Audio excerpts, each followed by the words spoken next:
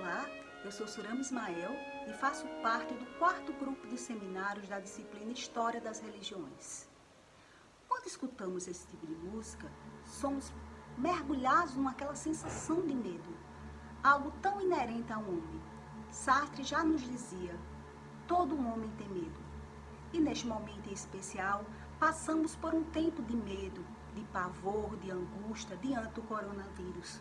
Como a gente pode perceber por essas notícias vindas da internet? Será que esses medos da morte, da perda, da fome, do desemprego, de tomar decisões erradas, são capazes de influenciar a história da humanidade? Será que o medo pode ser vivenciado de formas diferentes a depender da religião que um homem professa? Acredito que não podemos prever o futuro, mas, iluminados pelo passado, podemos tirar possíveis conclusões a esses questionamentos. O livro que vamos trabalhar traz o medo como força motriz do comportamento do homem e dos sentimentos do homem. Ele define o medo a partir da perspectiva da psicanálise, da cultura e da religião. O livro é História do Medo no Ocidente, uma cidade sitiada.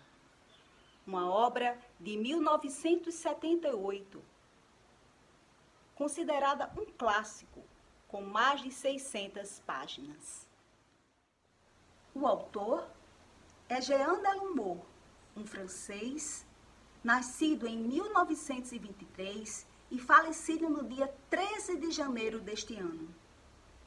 Ele foi pensador, professor universitário e historiador, especializado na história da Igreja Católica.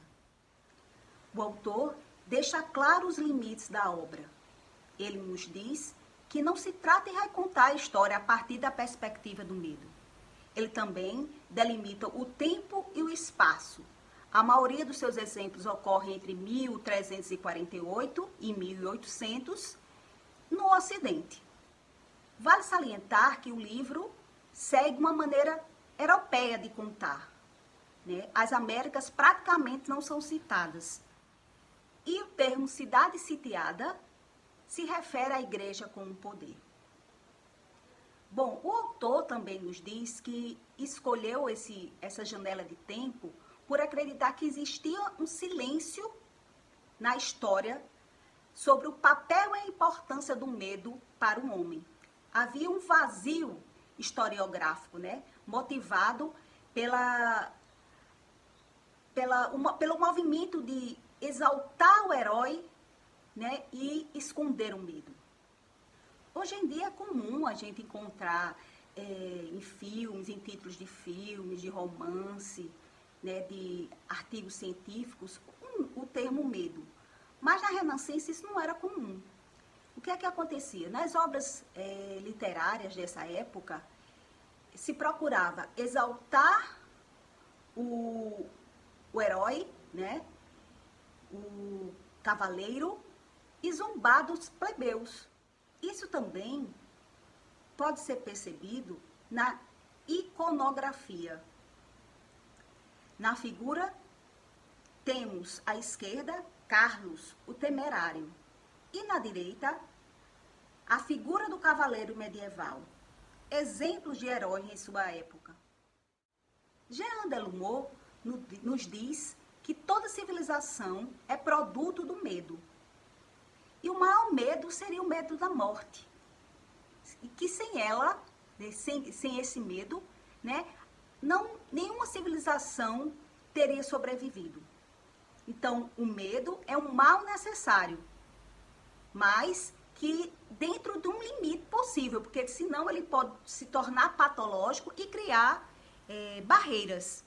Ele nos diz também que não existe nada mais difícil de analisar do que o medo, principalmente quando se sai do individual ao coletivo. Ele fala que o comportamento da multidão exagera o comportamento individual, né? Transforma os excessos individuais e agrava o medo. Como, por exemplo, a capacidade do homem influenciar o outro. Jean Delumeau, nesse livro, tenta responder: será que em certo estágio do desenvolvimento a civilização europeia não foi assaltada por uma perigosa conjunção de medos diante dos quais precisou reagir? Será que um acúmulo de agressões e de medos, portanto, estresses emocionais, não provocou no Ocidente, da peste negra às guerras religiosas, uma doença da civilização da qual ela finalmente saiu vitoriosa? Na tentativa de responder esses questionamentos, Jean Delumeau nos diz que o historiador tem que fazer dupla transposição do singular ao plural e do atual ao passado. Ele também se questiona: quem tem medo de quê? Para responder, também, ele divide o livro em duas partes. A primeira, nos medos da maioria, e a segunda parte, a cultura dirigente e o medo. Na primeira parte, esclarecerá medos espontâneos, sentidos pela maioria da população. Então, eu tenho os medos da maioria, que pode ser subdividido entre medos permanentes, aqueles tipo medo do mar, das estrelas, dos presságios, dos fantasmas, e também pode ser medos cíclicos, medo das pestes, do aumento dos impostos, da presença dos guerreiros. Na segunda parte, ele traz os medos refletidos, isto é, decorrentes de uma interrogação sobre a felicidade conduzidas pelos homens da igreja. Ele tenta mostrar que os medos viscerais, os medos que a maioria sente, são menos terríveis do que o medo do demônio e do pecado. E que a morte do corpo não é nada diante da morte da alma. Para combater os demônios, Jean Delumeau nos diz que eles combatiam os bodes expiatórios, combatia as feiticeiras, combatia os turcos, combatia os judeus, e também fazia com que o homem tivesse medo de si mesmo, colocando na cabeça dele que ele também poderia ser um agente do Satã. Então, imagina os problemas emocionais também que isso trazia.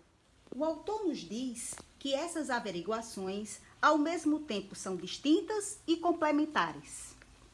Os medos espontâneos distribuem-se entre os dois grupos, ou seja, eles podem ser usados pela religião como um fator de opressão.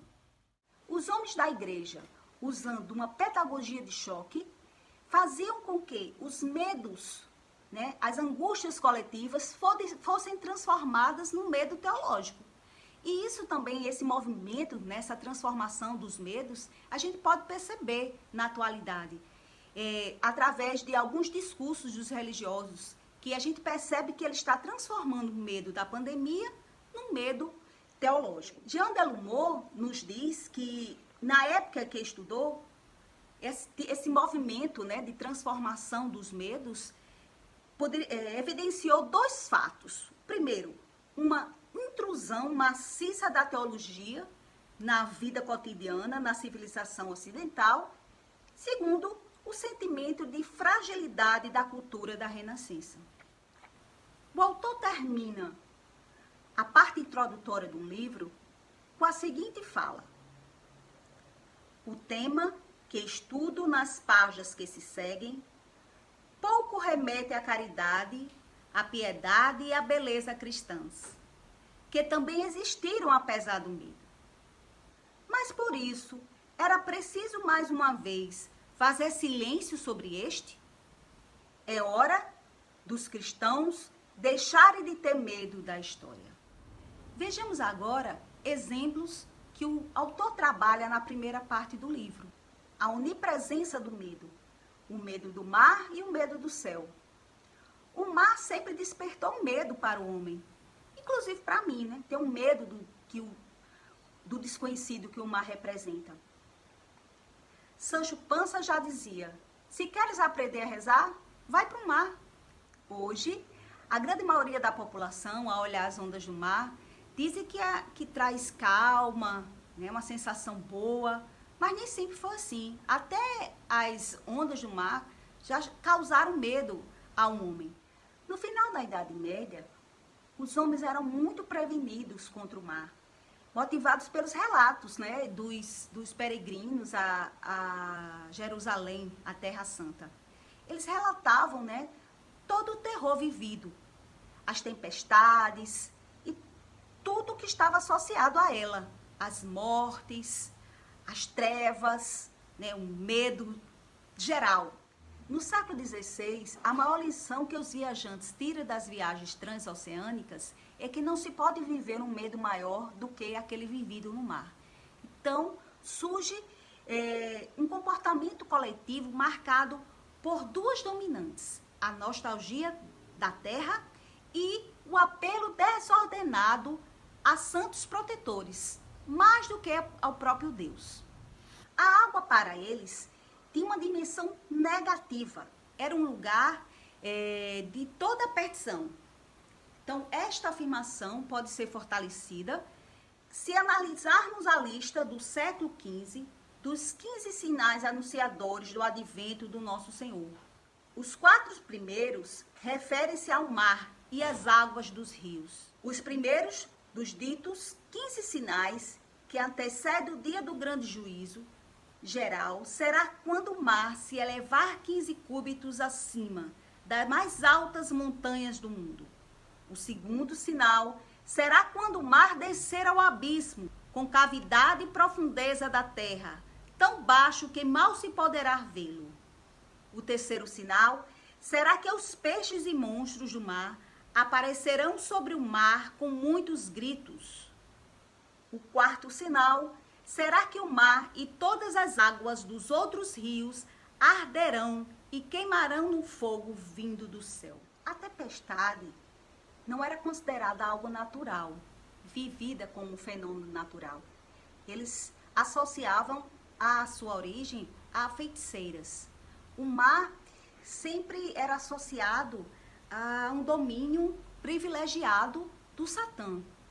Então, daí a necessidade de exorcizar, né, o oceano furioso, onde existiam monstros gigantes. Então, para isso, eles faziam rituais, tipo matar um carneiro branco, pegar o sangue, passar pelo navio, colocar a pele na frente do barco, ou então afogar um gato no mar. Então, algo natural era transformado num medo teológico, levando a mentalidade coletiva a estabelecer laços entre o mar e o pecado. Além disso, o medo do mar era usado politicamente. Na época da Renascença, cada nação difundia relatos terrificantes sobre as viagens marítimas, tentando manter o segredo sobre os melhores itinerários. Vemos então uma relação entre igreja, Estado e poder. O céu era outro espaço de onipresença do medo. A astrologia, ela era aceita parcialmente pelo discurso teológico. Por exemplo, Santo Tomás dizia que não via problema algum em usar a astrologia, uma vez que ela ia favorecer a agricultores, a médicos, a navegadores. Os fenômenos celestiais incomuns, esses sim, esses causavam medo, né? Despertavam terror e eram associados a infortúnio. Os cometas eram temidos e criavam um terror coletivo e serviam de presságio de desgraça. Os religiosos, né, não deixavam de aproveitar a ocasião destes sinais celestes para conduzir os cristãos à penitência pelo anúncio de castigos próximos. Também os eclipses inquietavam a população. O autor cita em especial de 1654. Por quê? Porque os peritos haviam calculado que o dilúvio tinha ocorrido em 656 a.C. Eles acreditavam que o fim do mundo ocorreria simetricamente em 1656, anos após o nascimento do Salvador. Então, o eclipse de 1654 marcaria o começo do cataclismo final. A seguir, as colegas Nayara e Andrea vão apresentar outros exemplos do medo das maiorias.